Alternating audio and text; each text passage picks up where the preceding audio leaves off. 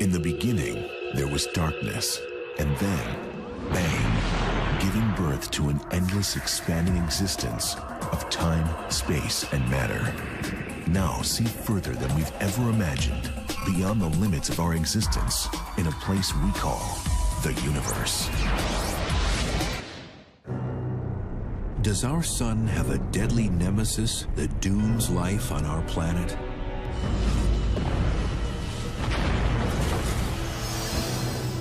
Is it possible to travel through time? It is one of the greatest questions. What happened to matter's evil twin? The mind hunts for an explanation. How did the water on Mars disappear? And what came before the Big Bang? This is the greatest mystery in all of science. Big questions and cutting-edge science. The universe, unexplained mysteries.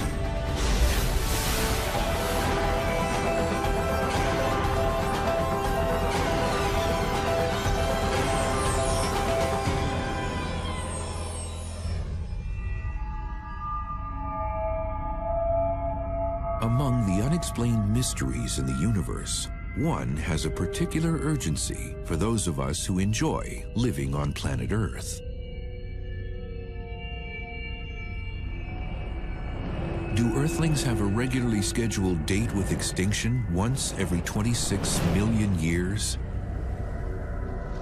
And if so, what causes this periodic hard rain of destruction? You have this enormous explosion. Anything within thousands of miles will be killed. You're talking here first of the blast wave, of the tsunami. You're talking about the enormous heat.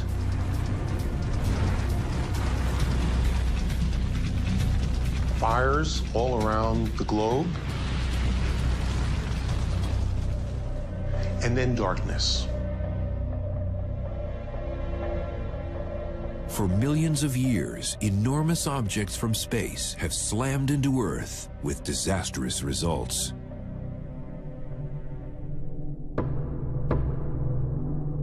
One impact in the waters of the Yucatan Peninsula is blamed for the extinction of the dinosaurs 65 million years ago. But this wasn't the first mass extinction on Earth, and it probably won't be the last. And it wasn't the biggest mass extinction event of all time, because that one was the Permian extinction, in which 95% of the species in the oceans died and about 80% of those on land. So radical extinction events have happened.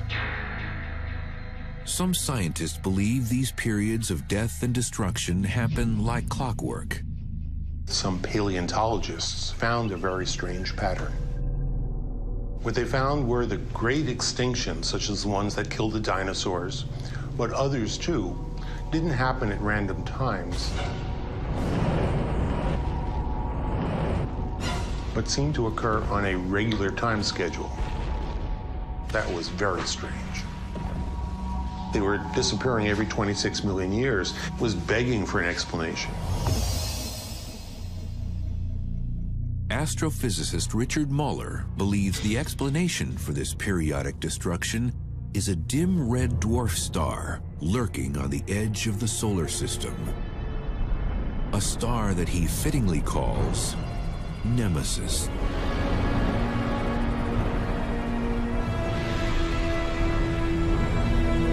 According to his theory, Nemesis is an undiscovered companion star to our own sun.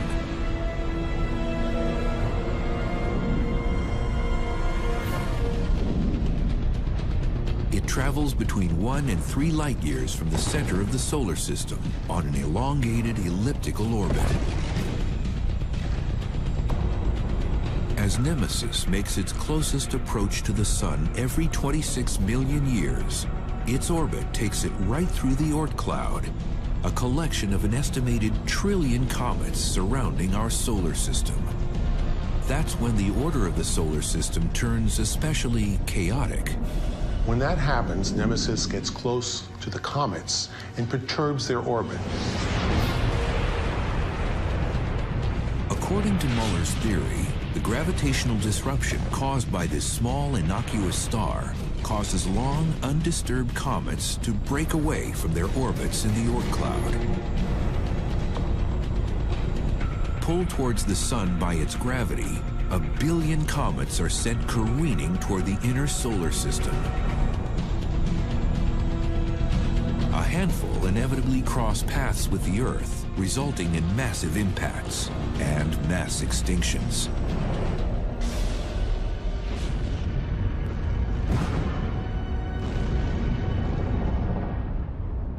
The claim that our sun has an undiscovered companion Death Star is controversial.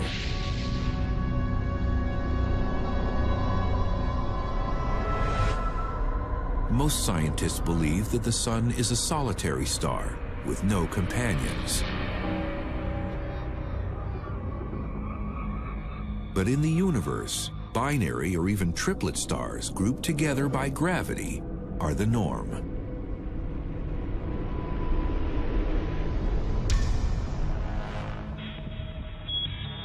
The majority of stars in our galaxy are parts of either binary or triple stars.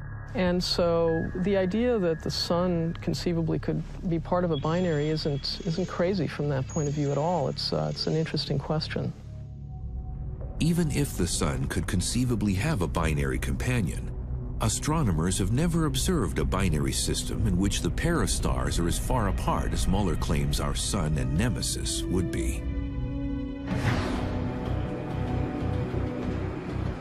Muller needed proof that Nemesis was real. In 1997, a NASA mission began that had the potential to shed light on the mystery. The 2-micron all-sky survey, or 2MASS, used twin infrared telescopes to scour the universe for previously unknown stars. 2MASS specialized in hard-to-find bodies in and near our galaxy,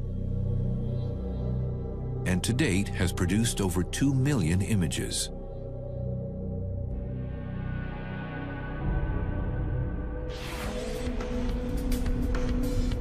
If Nemesis was out there, 2MASS should have spotted it. But the survey never detected anything fitting the description of Muller's Death Star. We've looked real hard for Death Star, for Nemesis, and we can't find it anywhere. But Muller isn't surprised 2MASS didn't find his Nemesis. The reason is, at a distance of about 1 light year, which is the distance it would have in order to have a 26 million year orbit, its motion is very little. And so it would have been missed by the standard surveys that look for nearby stars. Another possibility is that Nemesis may actually be a brown dwarf. These failed stars are much smaller than red dwarfs, and with a highly elliptical orbit, a brown dwarf would remain far from Earth most of the time and out of the watchful eye of astronomers. If that's the case, Nemesis could have easily slipped under the 2MASS radar. Richard Muller vows to continue looking and plans yet another, more detailed study. He believes it's only a matter of time before Nemesis is found. There are lots of stars out there. There are millions of them. But when you find a needle in a haystack, you could look at it and say, well, that's not hay. Similarly with this, when we find Nemesis, we'll measure the orbit and we'll prove that it's Nemesis.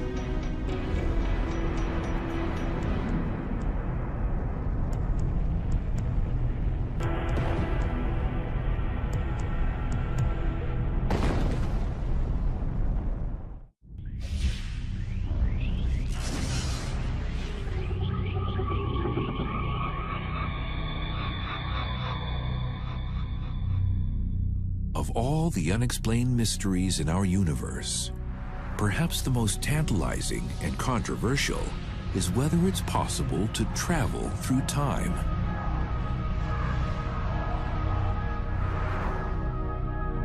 Can we really travel back into the past? Can we really alter our destiny? It is one of the greatest questions.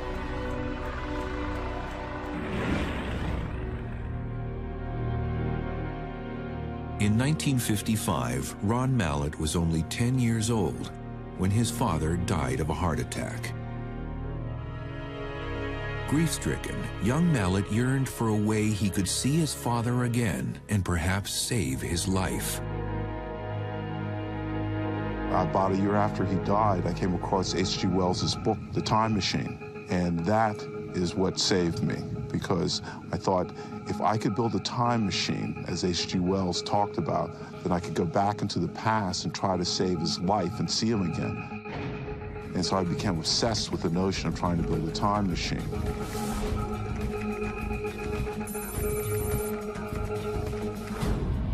Gentlemen, I am talking about traveling through time. The Time Machine was a work of fiction, but Mallett soon discovered there was science to support the mysterious notion of time travel. And the source was none other than Albert Einstein. Einstein theorized that space and time were linked, so that one could imagine space-time as a sort of fabric or sheet. With his general theory of relativity, Einstein showed that a massive object, like a planet, a star, or black hole, actually warps the fabric of space and time.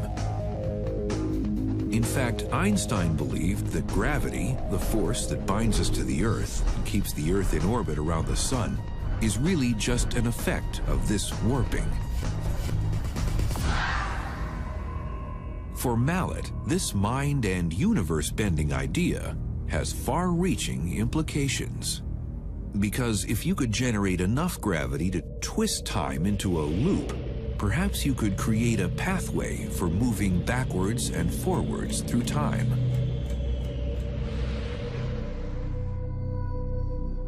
Einstein's theories fueled Ron Mallett's quest to learn how to build his own time machine. But time travel wasn't a subject that could be studied by serious scientists out in the open. As a matter of fact, I used a cover story that worked for me. I studied black holes because black holes allowed me to understand how Einstein's theory affected time, and it was a crazy idea, but it was considered legitimate crazy. So I built my career on studying that and being able to use Einstein's general theory of relativity.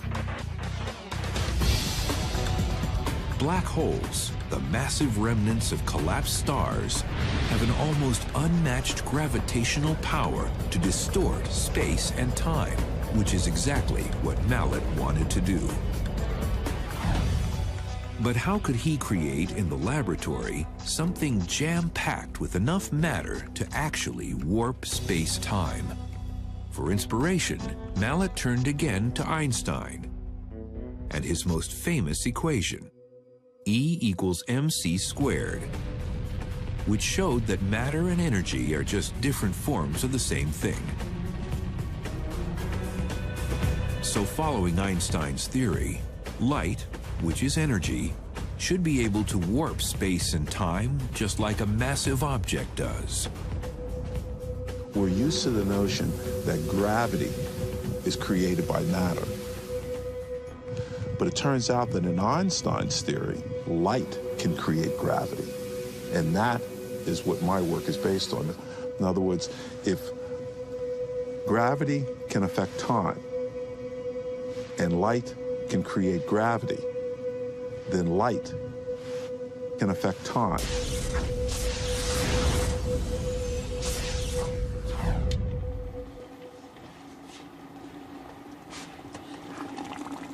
Mallett has built a model to demonstrate his concept, that a circulating laser beam can create a tunnel of light that twists space and time. It has 4 intersecting laser beams The region within that column of light would represent the region in which space is being twisted. And eventually, time would also get twisted by this column of light.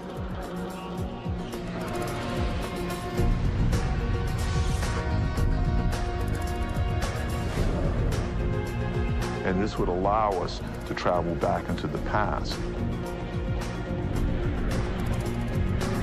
The first time traveler will have to be something much smaller than a human being, a subatomic particle like a neutron. What we're trying to do is not human beings, but to try to send subatomic particles of information to that. And that is a huge leap in itself, because imagine if we can send information back into the past that could tell us about future disasters and be able to avert those disasters.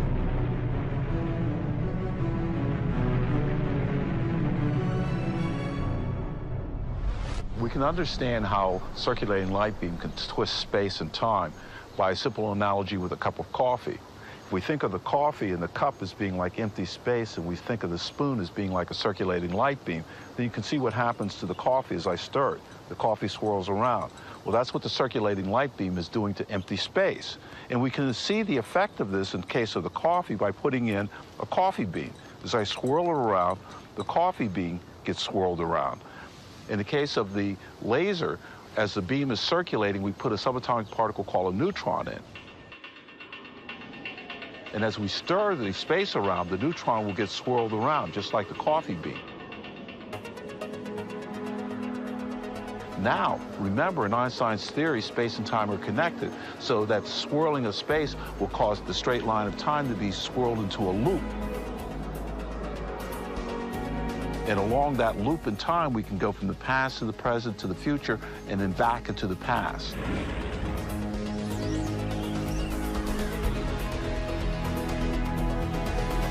Science fiction has depicted time machines as allowing unrestrained travel forward and backwards in time.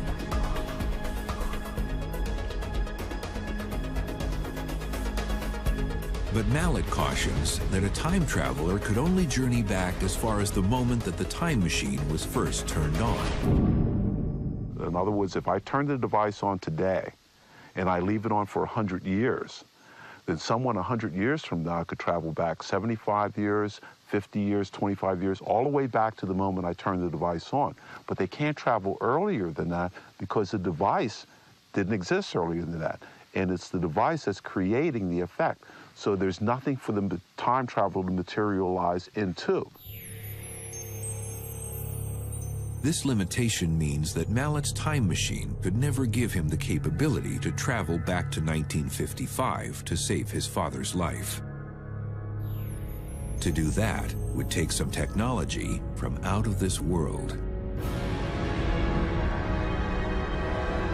Theoretically, an advanced alien civilization might have a time machine that was switched on thousands of years ago.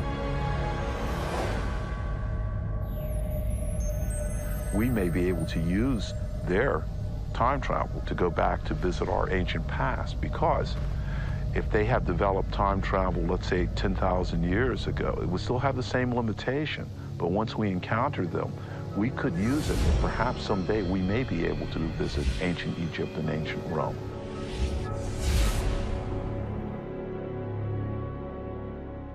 For now, Mallet is focused on getting his time machine built.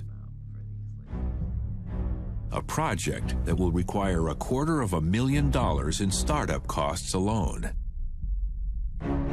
Money is just one obstacle facing any physicist daring to dabble in time travel. There are also certain paradoxes that many believe make time travel impossible, like the infamous grandfather paradox. Imagine you go back in time and kill your own grandfather before he meets your grandmother. Therefore, you never would have been born, and therefore couldn't have gone back in time in the first place. And then a loop is set up of possible, impossible, happened, it didn't happen. But Mallet believes recent advances in theoretical physics suggest that these paradoxes aren't a problem at all. Many physicists now believe in the far-out notion that our universe is just one of many parallel universes. So that when you go back in time, you might actually be entering a parallel universe in which you can alter events without affecting the universe you came from. We believe that the river of time can have whirlpools by which you may be able to go back and meet your parents before you're born. Or perhaps even fork into two rivers by which you can actually alter the past to create an alternate universe. These are all theories that are at the very forefront of modern physics today. Mallet believes we may be as little as a century away from time travel by humans. Still too late for him to travel back in time to save his father. Your name? Rocky. Rocky. Nice to meet you. Okay, thank you very much. Remember what's happening to space. It's swirling around. But his personal loss has opened a door for a new world for future generations. I developed the basic equations for this. It has led to my being able to share something with the world that I would never have been able to share before. And I feel that that is actually a fitting memorial to my father, that I've been able to do that. I feel very good about that.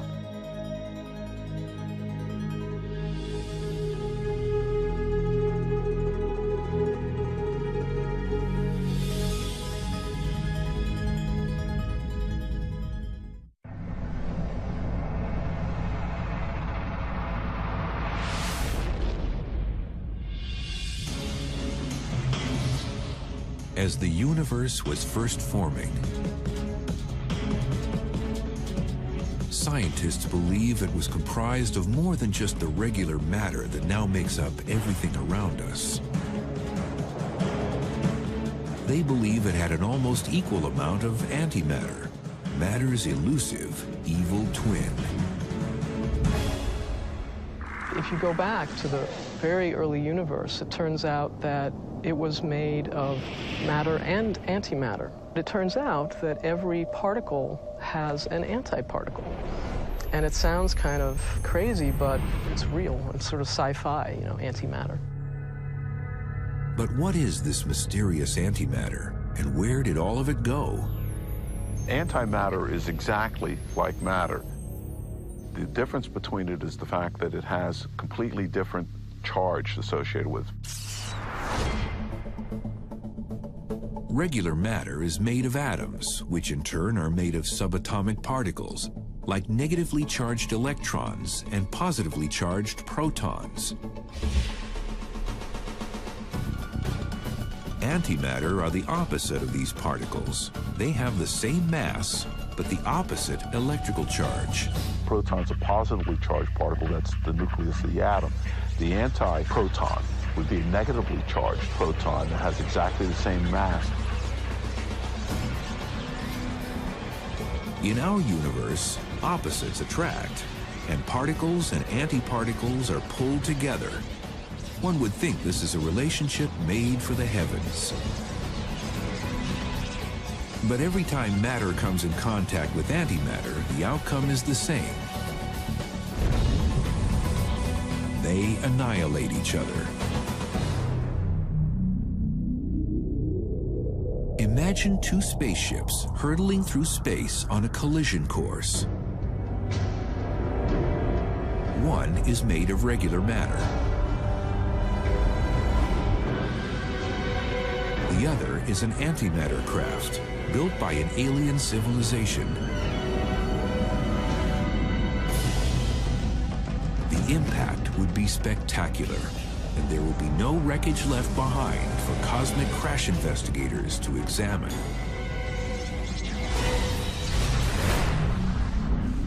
The matter and the antimatter disappear. Poof, they're gone. But the energy doesn't disappear. The energy re-emerges in the form of two very energetic gamma rays, photons. And the amount of energy locked up in a tiny amount of mass is quite astonishing. If you take matter and antimatter and combine it, it is explosive.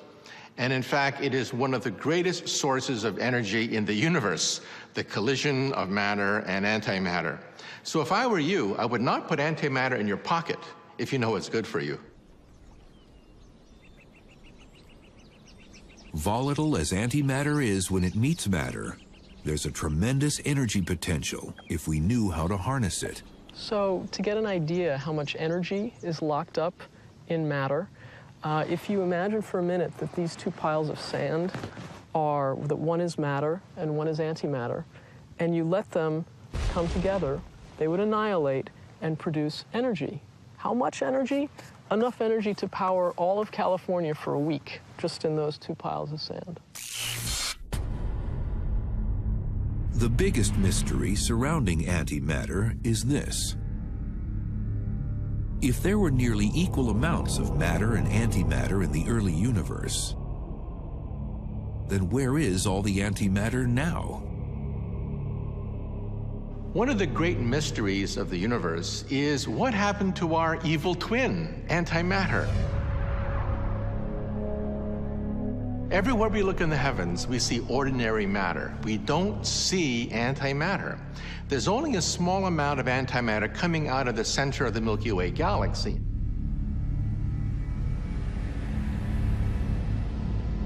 Why this universe appears to be made entirely of matter and there isn't much antimatter to be seen out there is a mystery.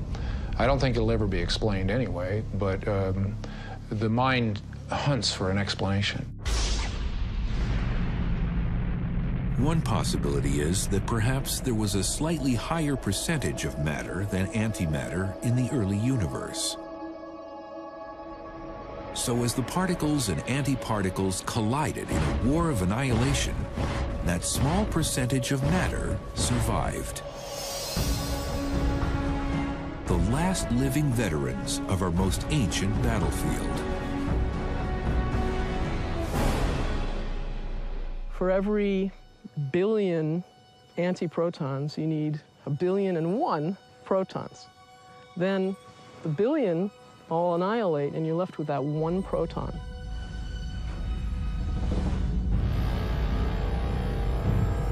And the leftover is us. We are the residue. We are the leftover of this titanic blast of energy released by the collision of matter and antimatter at the instant of time.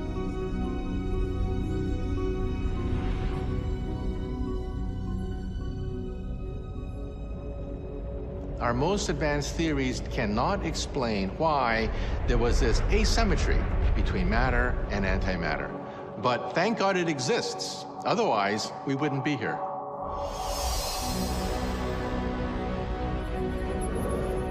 But even though matter prevailed to make up everything we see around us, could there be distant galaxies or regions of space where antimatter still reigns supreme?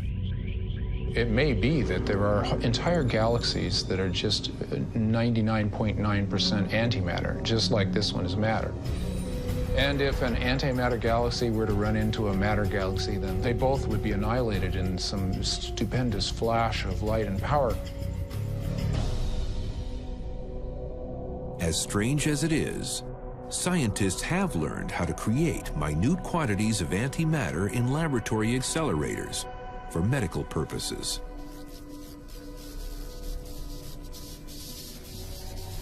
Particles of antimatter from decaying radioactive material are injected into the body to create PET scans of the brain.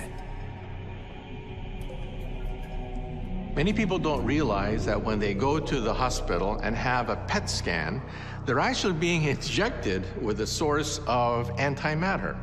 The P in PET corresponds to positrons. Positrons are anti-electrons.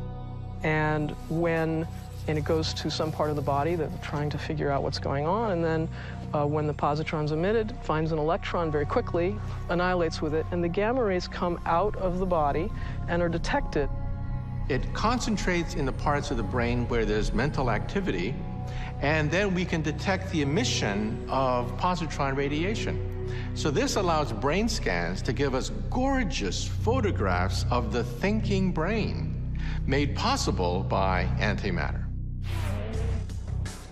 While antimatter has helped to unlock the secrets of the human brain has yet to unlock all the secrets of antimatter. We do not know why the universe is made of matter now, but we are making progress towards answering that question, you know, little steps at a time. Like many mysteries in our ever-changing universe, the truth about antimatter may remain for now in the realm of the unexplained.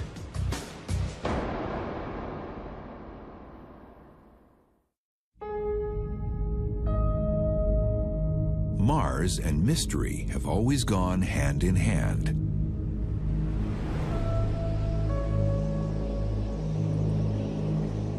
But the most intriguing mystery of the Red Planet has nothing to do with alien invaders.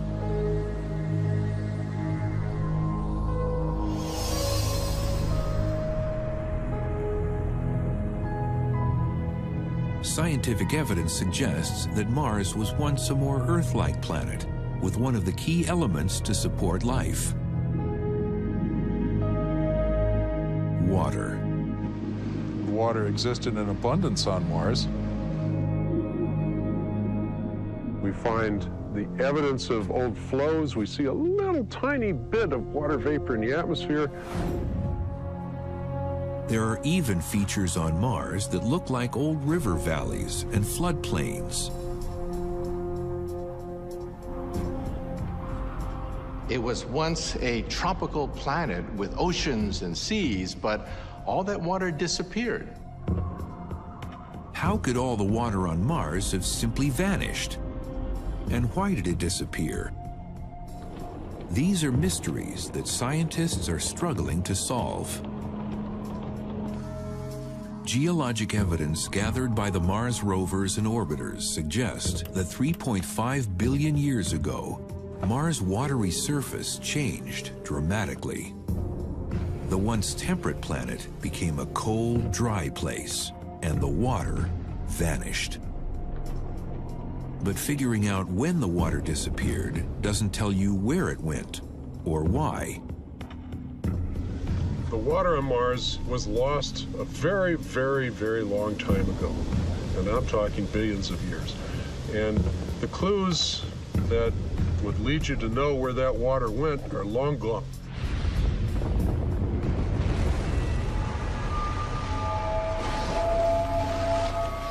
A series of events on Mars appears to have drastically changed the watery landscape.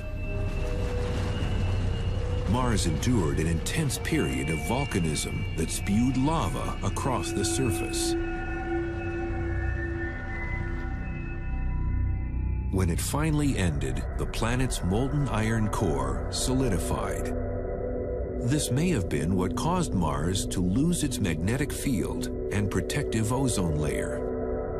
This left the atmosphere vulnerable to the solar wind from our sun, which is quite powerful. Solar winds pummeled the planet for millions of years, stripping any remaining atmosphere. Now, water vapor that once fell as snow or rain escaped the planet's small gravitational field. So water is brought up into the atmosphere as water vapor, and it's bombarded by ultraviolet radiation, which can split water, which is H2O, into hydrogen and oxygen. And the hydrogen, being the lightest gas known, floats up to the top of the atmosphere and can get swept away by the solar winds.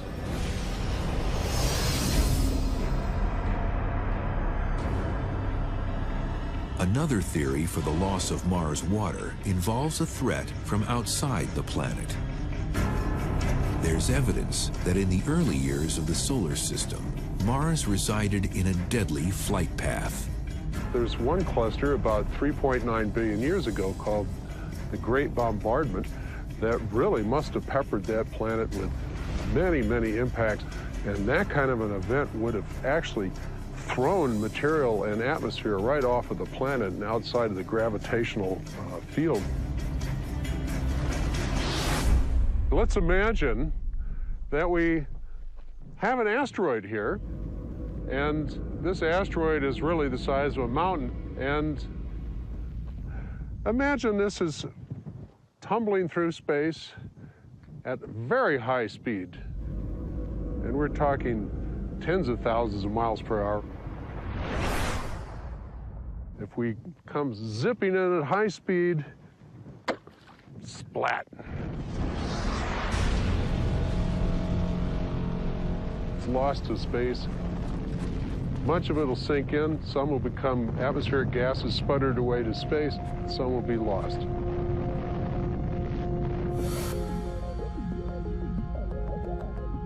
Other answers to the mystery of Mars' disappearing water may be hidden deep inside the red planet. Some of the water combined with carbon dioxide to form polar ice caps up to 2 miles deep and a permafrost that covers much of the surface. But there's evidence that beneath the ice, liquid water still flows. Much of the water on Mars has gone underground, and some of it certainly has migrated down to a depth where it's warm enough for it to exist as liquid water.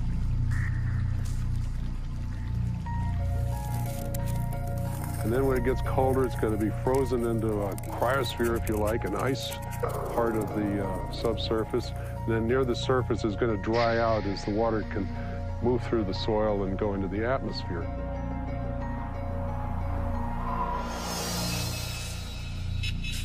University of Arizona scientist Peter Smith is eager to solve the mystery of Mars' disappearing water.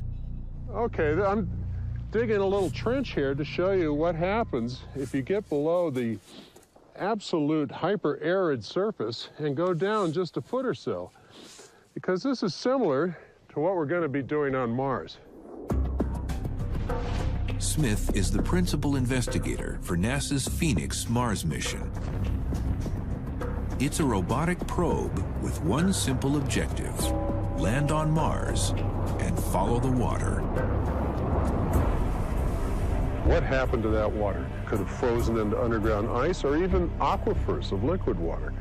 These are something we're looking for today, using radio and radar to penetrate through the surface and try and locate these reservoirs of water. Smith believes that Arizona's Wilcox Playa reflects what scientists will find when Phoenix finally scratches the red Martian surface. Even though the surface is parched and salty and dry, just within 6 inches of the surface is a very wet clay, like a reservoir of water, and there's a whole ecosystem of life that's living in these wet soils and these clays. When it rains, it comes to the surface.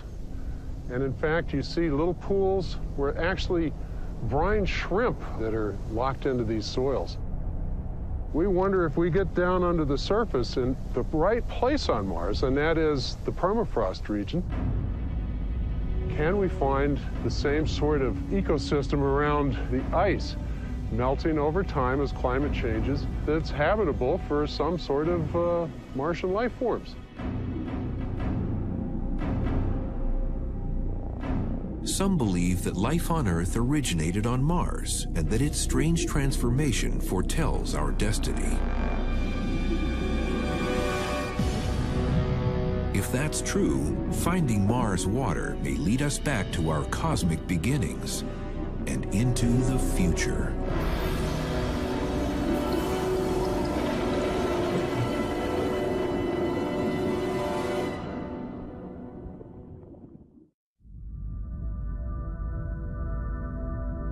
When it comes to the universe, what we know is surpassed only by what we have yet to learn. And of all the unexplained mysteries, one remains the greatest of all. Did anything come before the Big Bang? Or was that event truly the beginning of everything? And if it was, what was the spark that lit it?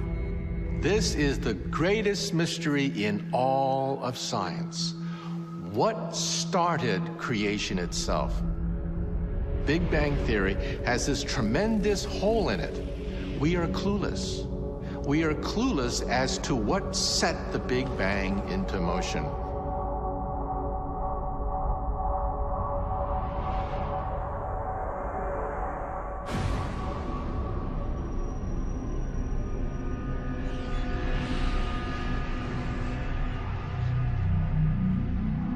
The Big Bang is the cosmological model for the birth of our universe, 13.7 billion years ago. Everything in our universe can be traced back to that moment. There seems to be this mysterious point at the beginning, and we call that the singularity. But even though it's mysterious and has many open questions associated with it, it still makes a good starting point for our timeline. But our scientific instruments are blind and deaf to the period before the Big Bang, if such a period existed at all. The singularity is like a horizon that we can never see beyond. Because in the creation, time was created along with space and along with matter. And the Big Bang is just that sort of event.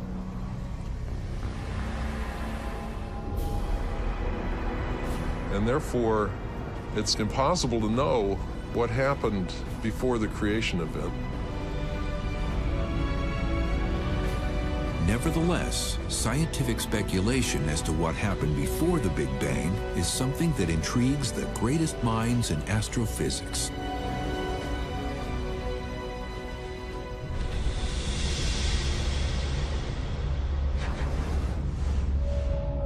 Some theorists believe that our universe experiences Big Bangs at regular intervals. This cyclic model proposes that every trillion years there's a Big Bang, after which the universe expands before again collapsing, setting the stage for another Big Bang.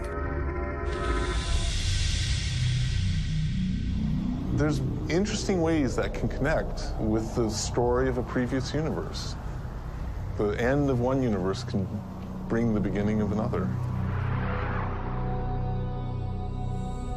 Maybe there never was a start, that it's somehow been ongoing from an earlier moment and never had a creator at all.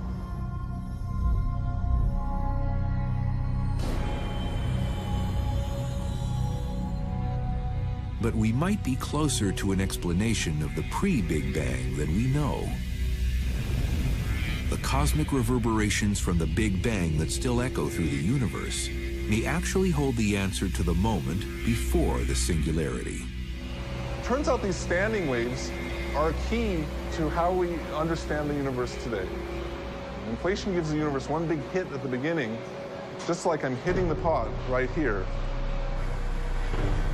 It forms the standing waves, and we can look for those symmetrical patterns in the cosmic radiation today.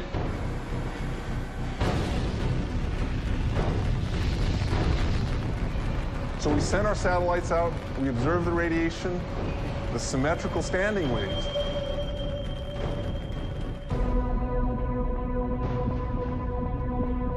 A new wave of detectors, gravity wave detectors, will be launched into outer space in the next decade. Connected by laser beams, any shock wave from the instant of creation will jiggle these laser beams and will be able to then record the vibrations left over from the Big Bang itself. That's why I'm confident that we'll be able to probe not just the Big Bang itself, but even the pre-Big Bang era in the coming decades. The lasers will also detect sources of inflationary energy and perhaps determine the mechanism that created the Big Bang.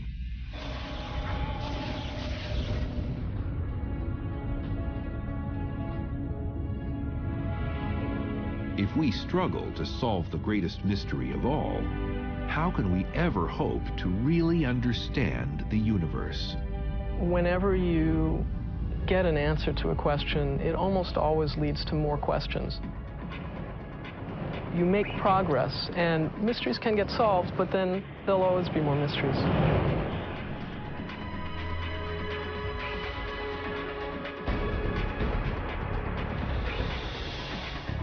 We are the result of the universe attempting to understand itself. That's my conception of our place in the universe. And so that makes it difficult to understand, but nevertheless, it might be possible.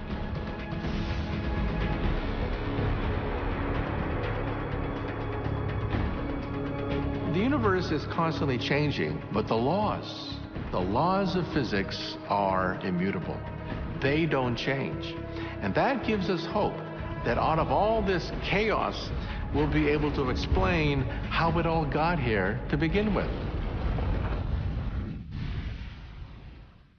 In our ever-changing universe, the unexplained mysteries will continue to elude us.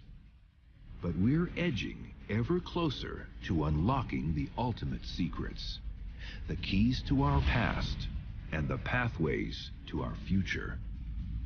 While science has made sense of many things, there is still plenty left to be discovered about our vast, dark, and mysterious universe.